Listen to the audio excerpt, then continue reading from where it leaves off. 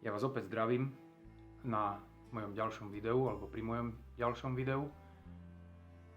Rozprávali sme sa už o deťoch do 5 rokov a zhruba tak do 7 rokov.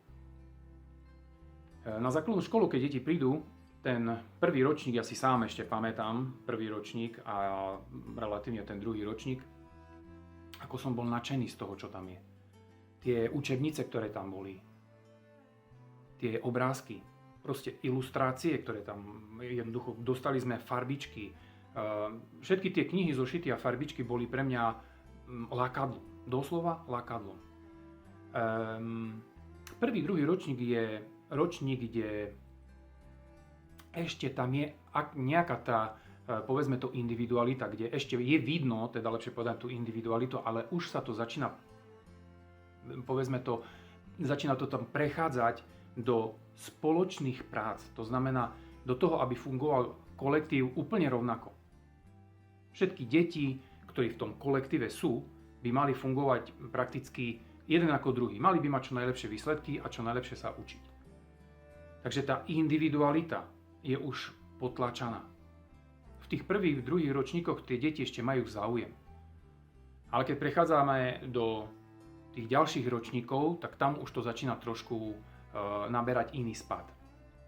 Predtým by som ale chcel povedať niečo o vzdelávaní. A vzdelávanie je dôležité. V každom prípade je vzdelanie dôležité aj v našom veku. A to je jedno, koľko má človek rokov. Vzdelávať sa treba celý život.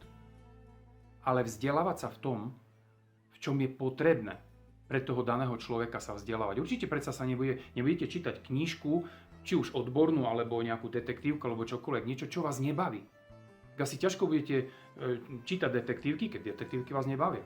Alebo romantické knižky, keď romantika vás nebaví.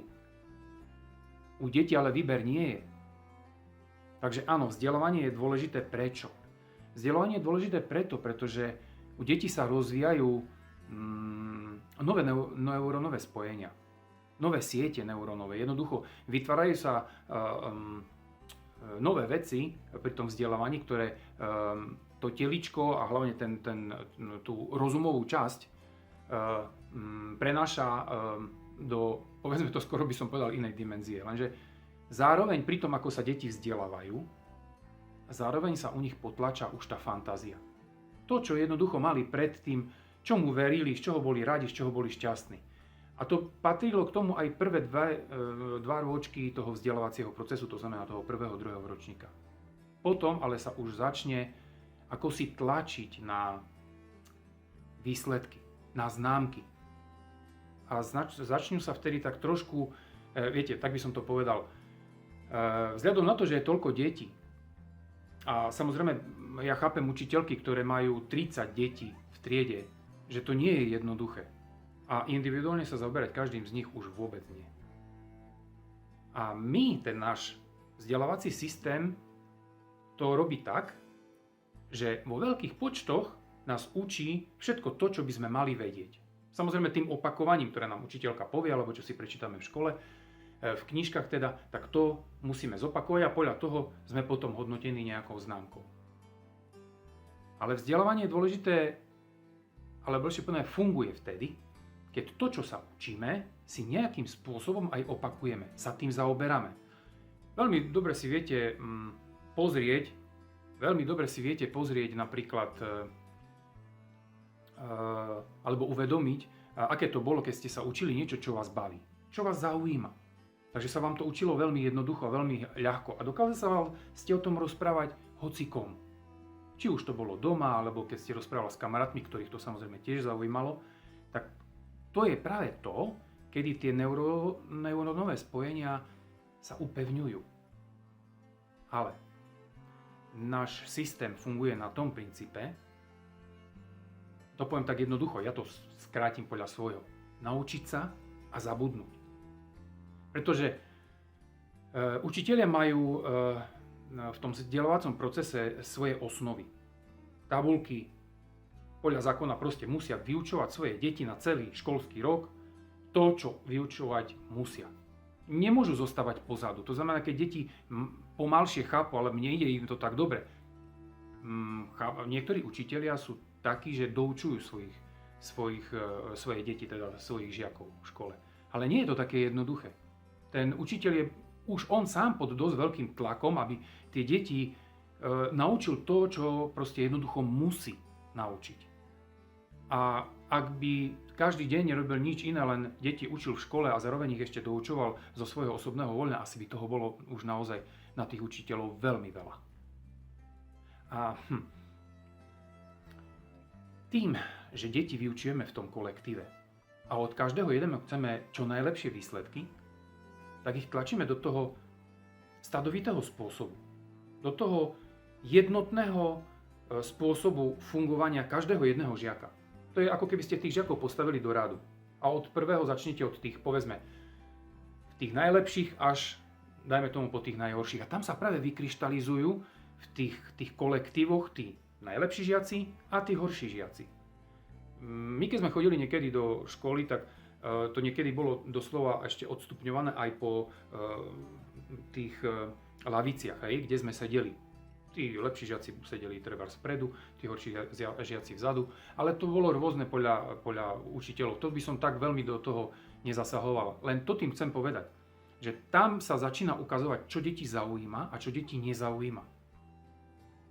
A my tlačíme tým, že tlačíme na tie najlepšie výsledky, tak tlačíme aj na tie deti. A deti začínajú fungovať v strese.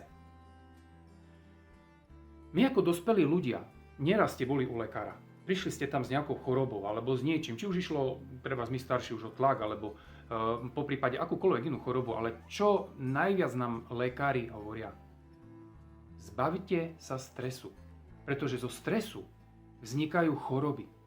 Zo stresu mávate problémy. To vám hovoria aj psychológovia, hovoria vám to aj psychiatri, už keď musíte brať aj lieky na depresie, dajme tomu, keď už ten stres už prechádza do ťažších fáz. A čo je na to najzaujímavejšie, že my práve tie deti už v tých školách vyučujeme pod tlakom strese, pracovať v strese. Tam ich to naučíme a potom od nich chceme, aby v dospelosti to prišli. Alebo nie, že prišli, ale sa toho zbavili. Aby nemali, samozrejme, tie problémy. Takže aký to má zmysel tie deti takýmto spôsobom, takýmto fungovaním tlačiť? A aby sme sa ešte rozumeli, toto je môj názor na vzdelávací proces. A vy s ním môžete súhlasiť a nemusíte súhlasiť. Takže ja prezentujem len to, čo ja vidím, cítim, vnímam, či už som to vnímal u svojich detí, alebo v okolí, ktokoľvek, keď s vami rozprávajú známi, ktorí majú deti. A takisto vidím, čo sa tie deti učia. Takže my ich už vtedy v tej škole učíme na to, že niektorí sú tým, že sú dobrí alebo sú zlí, tak aj tie deti sa ku sebe takým spôsobom chovajú. Ty si glupý, ty si hlupý. A ja neviem, a už ešte o šikane budem rozprávať, ale to bude neskôr. Ale už z toho budú pomaličky plynúť práve tie veci, že tie deti sa už v tých školách budú takto odsegregovať. Jeden od druhého. A tam už vzniká tá konkurencia. Jeden chce byť lepší než ten druhý. A keď sa mu to nedarí, tak je potom skľúčený a zničený sám zo seba to, že on to nezvláda. A ja to aj tak neurobím, a ja to aj tak nespravím. A ešte ho v tom niekedy podporuje rodičia, učitelia. Bože, ty si taký neschopný. A to sú práve všetky tie reči, ktoré my nevedomky riešime u svojich detí. A naše deti ale nechápu ten náš humor dospelých. Oni to berú všetko na seba. A potom takto fungujú ten zbytok života, o ktorom som už hovoril predtým. A to je práve to, čo my robíme vo vzdelávacom procese. Všetkých sa snažíme dať do jedného klbka a všetkých sa snažíme v tom klbku naučiť to najlepšie, ako my vieme. Utlačíme ten individualizmus a jednoducho musia všetky deti spĺňať isté potreby, isté normy, ktoré my máme. A čo je na tom najlepšie? My sme ľudia úžasní v štatistikách. Takže my chceme mať čo najlepšie štatistiky. A preto deti sú pod permanentným tlakom. Samozrejme učitelia takisto. Ako to, že tvoja trieda nevykazuje také výsledky, ako má, tak učiteľ tlačí na žiakov. A na ktorých žiakov bude tlačiť? No na tých najlepších asi nie, ale na tých najhorších. A bude tlačiť na nich, aby to, čo ich nezaujíma, čo nepotrebujú, aby jednoducho tie deti do seba hustili, aby do seba tlačili. A A tie deti vzdorujú. A vzniká tam boj. A ten boj je práve to, ktoré my od tých detí chceme, doslova do písmena, my ich tlačíme na to, aby s nami bojovali. Práve tým, že sa snažíme mať nejaké štatistiky. Musíš mať dobrý priemer, aby si sa dostal, ja neviem, na nejakú úžasnú školu. A tie priemery práve, tu nejde o to, aký má fantastické známky z iného predmetu, lebo ho to baví. A aké má katastrofálne známky z druhého predmetu. On z toho musí urobiť nejaký priemer, aby ho to dostalo niekde na nejakú školu. Takže my, naše deti, ktoré prídu, lebo my si takto, zmenil by som ešte jednu vec, alebo upovedomil vás o jednej veci. Deti do 7 rokov fungujú ešte vo forme, kde sa im fantázia s realitou spája trošku dohromady. Oni to ešte nejakým spôsobom nerozlišujú. Ale po 7 rokoch deti prechádzajú do už analytickej časti. Tam už začne fungovať analytická časť mozgu, ktorá už vníma tú realitu okolo nich a začína sa oddelovať realita od fantázie. Tá fantázia je pre ňu prejde do tzv. Sci-fi. Oni už vidia filmy, ktoré sú už len fantastické a kadejakých hrdinov, ktorí vedia lietať a majú veľkú silu. A to sú všetko veci, ktoré už aj filmy nám ukazujú, že sa oddeluje jedno od druhého. A tým, že deti začínajú fungovať len realitou, tak začínajú fungovať práve pod tým stresom. Už neriešia to, čo fantázia bola predtým, už sa tým vôbec nezaoberajú, pokiaľ samozrejme nevidia nejaký film. Ale hrajú sa tým ešte do tých 7 rokov, ale som povedal, od 7 rokov jednoducho už prechádzajú na ten spôsob a štandard, by som povedal, lebo to je úplne štandard, že sa deti takto prakticky do svojho 8. ročníka na základnej škole musia takýmto spôsobom učiť. A my z detí nevytvárame spoločníkov, ktorí by si mali pomáhať, aj keď samozrejme v úvodzovkách to staré, ste kolektív, ste jeden tím, aby ste mali všetci spolupracovať. Áno, o tom hovoríme. Ale nikdy to tak nie je. A presne to urobíme, že z tých detí vytvoríme konkurentov. A uvedomujeme ich o tom, že život je o konkurencii, o ich vkuse, o nejakom boji. Že sa musia v niečom presadiť. A teraz sa dostávam do tej časti, kde zase poviem svoj názor na predmety, ktoré my žiakov v škole vyučujeme. Ani proti jednému predmetu nič nemám. Sú presne dané a stanovené normy a predpisy a osnovy, ktoré musí učiteľ, ja neviem, dejepisár, alebo ja neviem, ten učiteľ, ktorý učí geografiu, predtým to u nás bol zemepis, alebo ja neviem, literatúru, slovenčinu, matematiku, to je jedno. Každý z nich má určené svoje proste osnovy, ktoré musí deti nahustiť do tých ich hlav.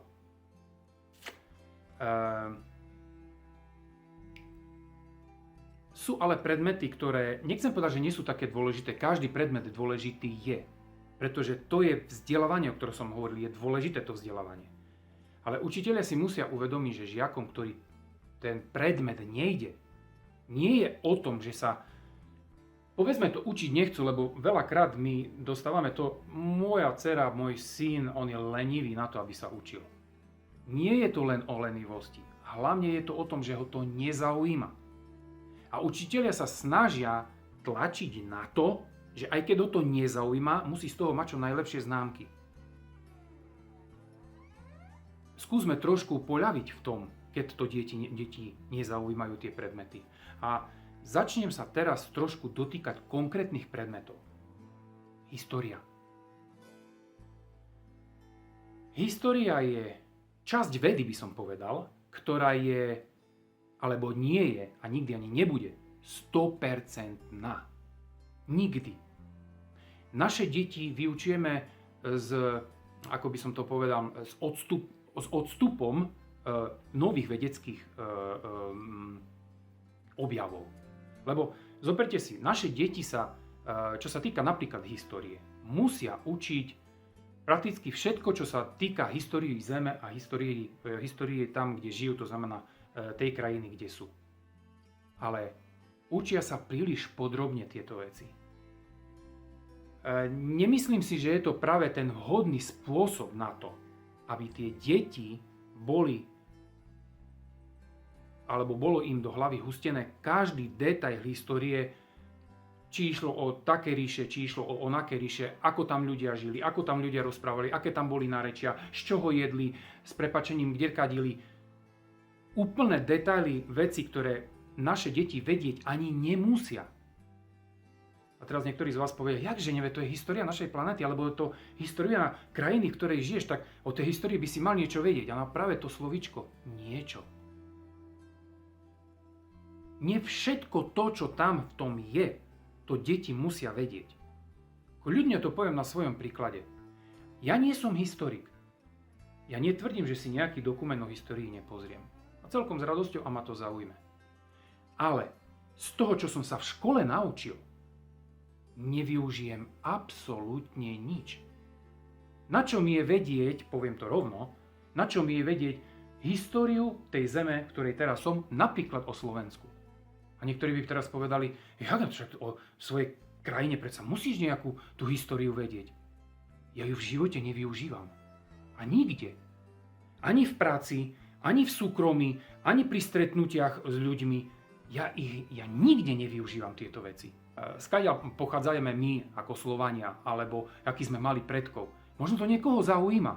A práve to je to. Ak vás to bude zaujímať neskôr v živote, si to bez problémov zistíte, budete o tom študovať. Ale vtedy, keď to budete potrebovať. Naše deti to ale nepotrebujú a už je im to hustené do hlavy. Hovorím, základné veci áno. Ja chápem, ale nechoďme do hĺbky. A prečo pri histórii je to ešte obzvlášť zvláštne? Pretože história to je niečo, čo dneska poviem, ale zajtra niečo vykopem a to prekope to, čo som predtým povedal. Lenže kým sa to dostane do osnov, naše deti to už majú nahustené v hlavách. To, čo už povedzme to pravda nie je, alebo nie je až taká pravda, ktorá sa ozrejmi nejakou inou vykopávkou. A deti s tým idú do života. Na čo?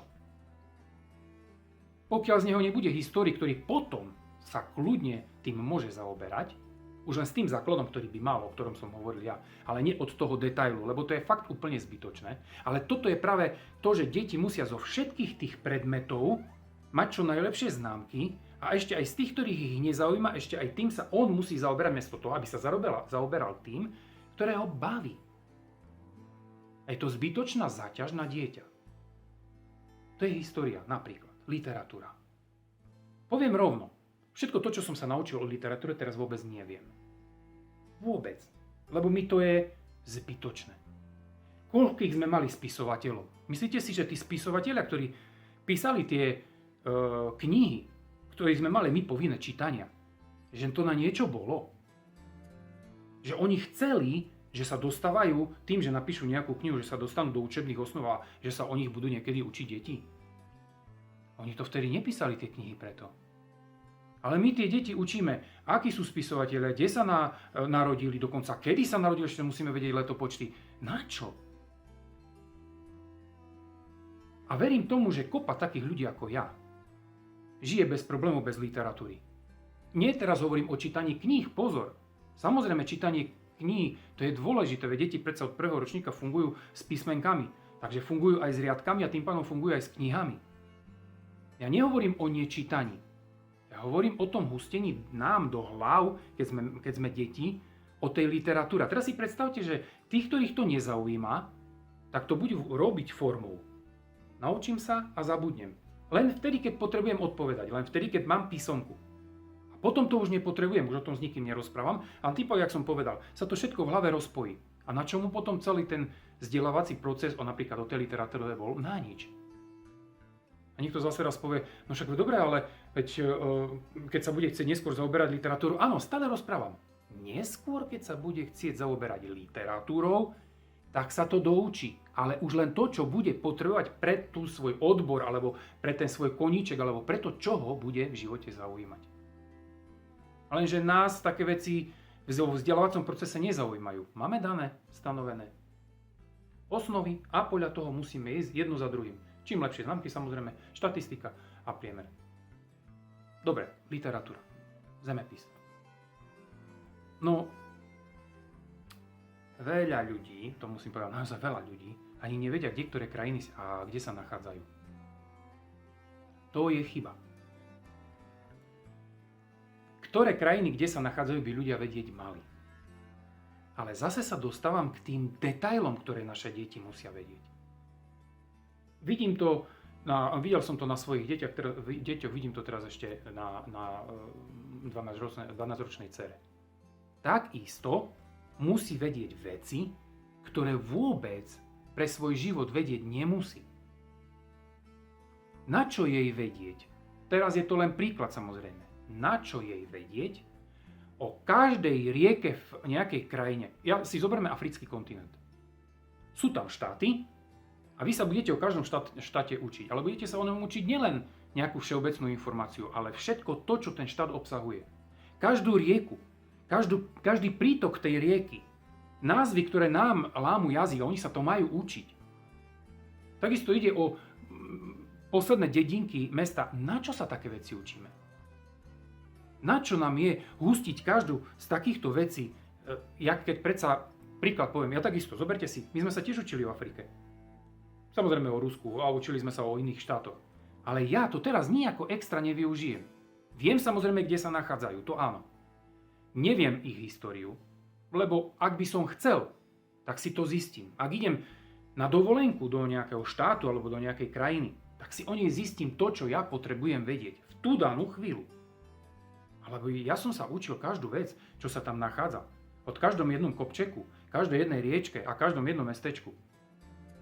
K čomu mi to je? Čo ja ako v živote s tým využijem? A zase sa dostanem do toho, kde som.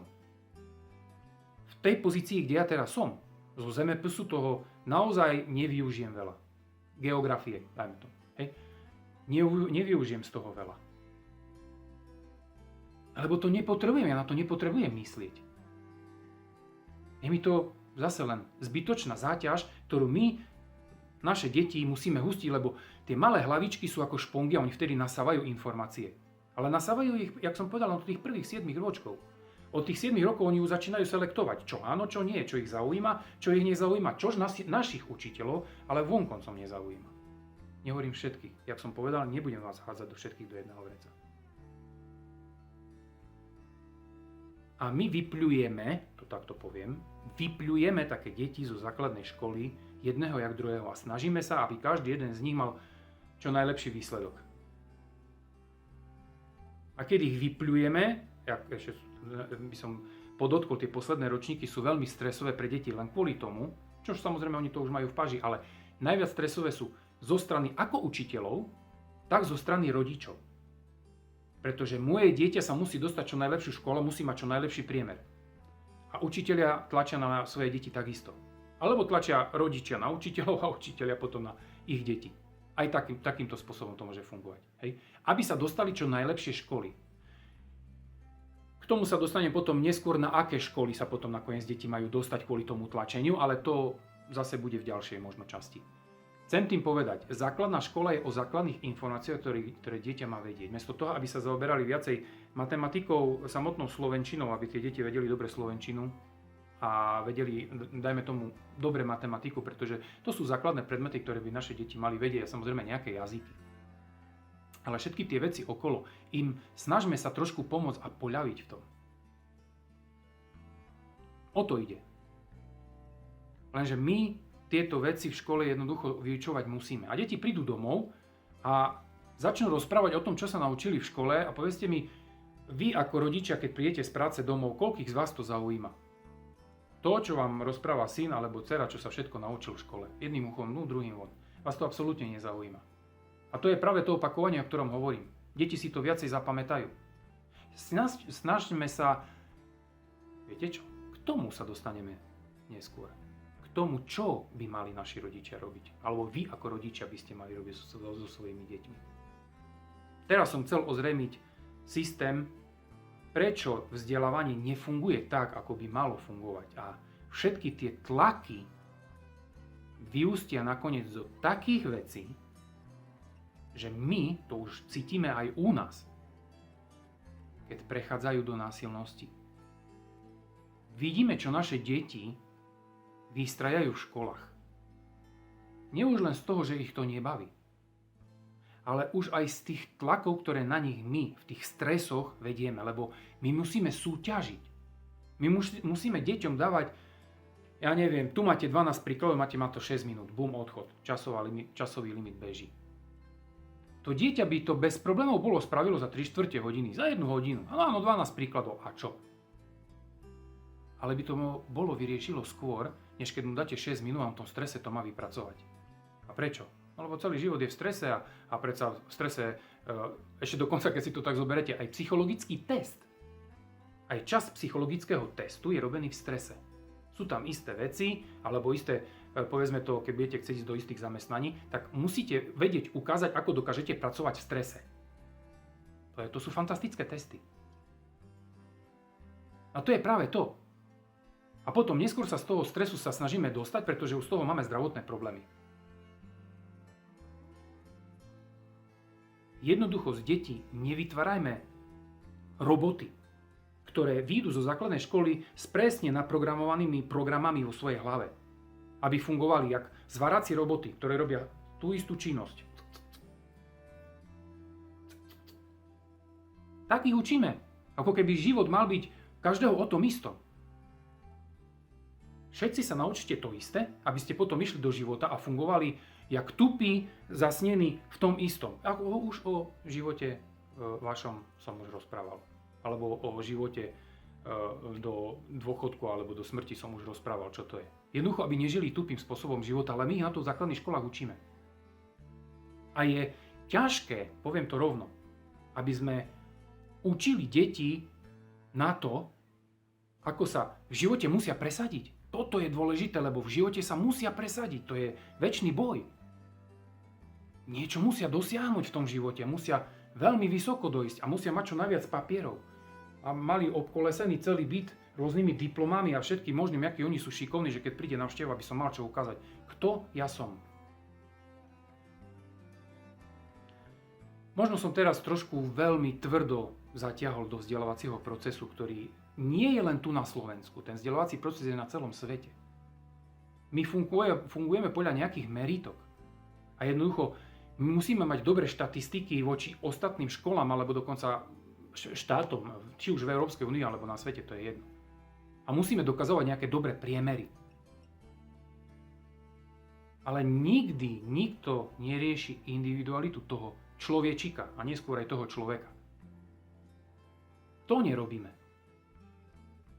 Pre nás je dôležité len zase si robiť čiarku, že sme ďalšie deti, zase poviem, vypľuli zo základnej školy, aby potom mohli ísť na nejaké lepšie školy, aby mali čo najlepšie výsledky. Či ich to zaujíma, alebo ich to nezaujíma. A s tým idú vlastne do života. A s tým potom fungujú. To je vzdelávací proces, ktorý tu funguje a ja sa nestotožňujem s tým všetkým, čo naše deti v tom vzdelávacom procese učíme.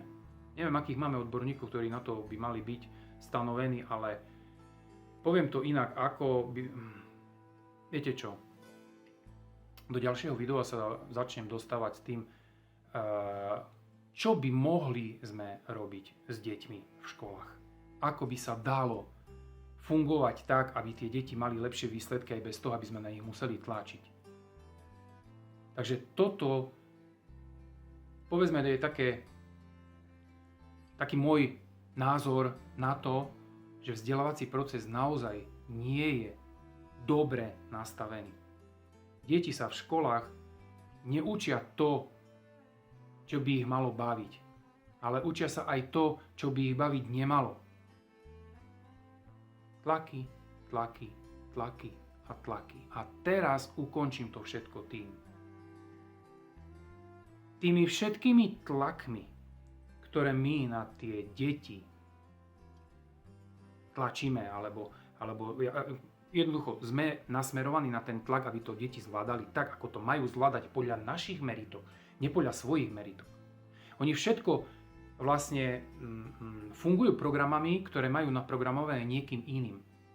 To nie je to, čo oni chcú, ale to je to, čo oni majú naučené od iných ľudí. To sú programy iných ľudí, by som dokonca povedal, nie ich vlastné.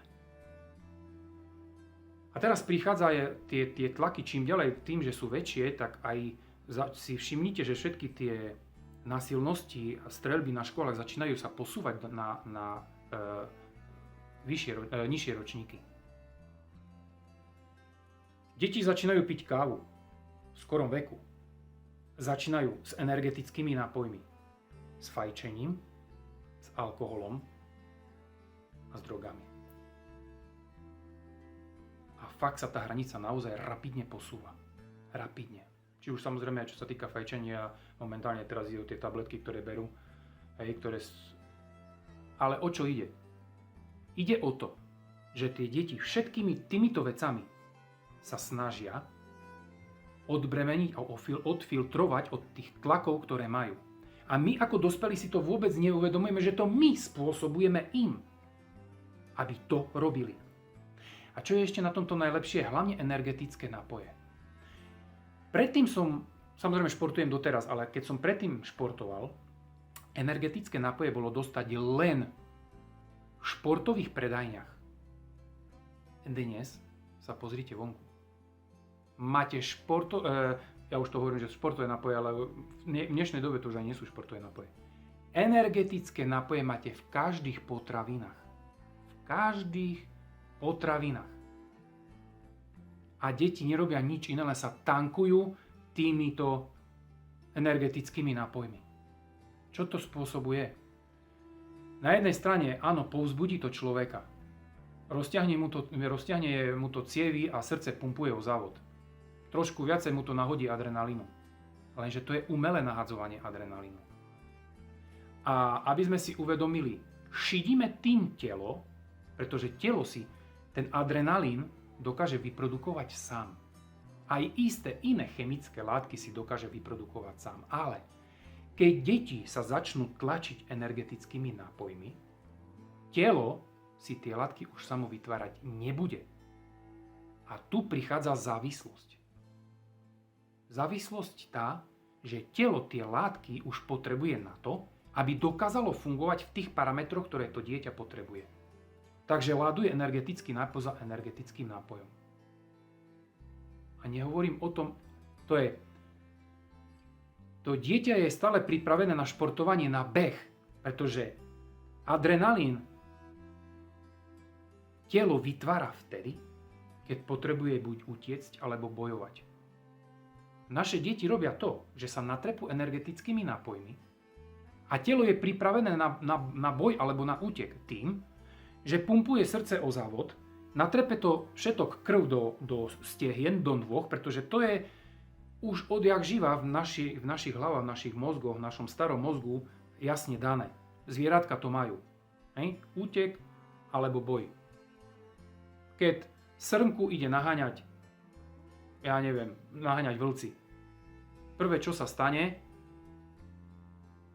mozog začína nadľadvinky tlačiť na to, aby do tela natrepali adrenalín, aby do nôh nahodili krv. A v tej chvíli srnka alebo jelen uteká o život, o závod. Samozrejme, keď sa mu podarí utiecť s tým vlkom, takto sa skľudní, vydýcha a papa kľudne tak, ako papal predtým. Ale my, a hlavne deti, sú už vytváraní na to tými energetickými nápojmi, že sú v jednom kuse pripravení na útek alebo na boj, ale nikam nejdú. A nič nerobia. A to telo je pod permanentným tlakom nielen tuto, ale už aj tuto. Takže nielen fyzicky, či psychicky, ale aj fyzicky. A samozrejme to isté je o fajčení, to isté je o alkohole, o všetkom tom ostatnom. A nakoniec prichádza na streľbe v školách. Koho strieľajú? Svojich spolužiakov, ktorí na nich stále ukazovali prstom, lebo oni sú tí horší, alebo tí slabší. A samozrejme komikov učiteľov.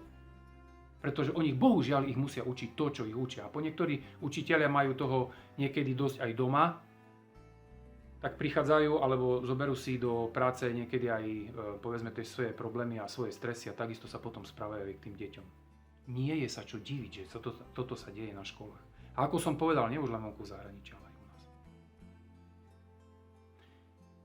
Toto je ten tlak. Toto je to, čo my vytvárame pre deti. A ich tak nejaký strašíme životom. A Rozprávame im veci ako si neschopný, ty toto nikdy nezvládneš, z teba nikdy nič nebude. Pôjdeš do basy, alebo bude z teba len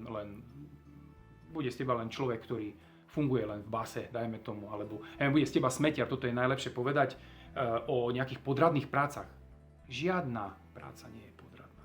A my naše deti strašíme s nejakými prácami ako upratovačka alebo smetiar. A to všetko sú práce, ktoré sú pre spoločnosť, pre nás a niektorí ľudia to robia s radosťou. Nehaňme ich prácu. Takže ich nestražme nejakým zamestnaním, ktoré je pre niekoho úžasné, fantastické, ktorý to má rád a vie, že pomáha ľuďom alebo pomáha spoločnosti. Robí to aj pre seba.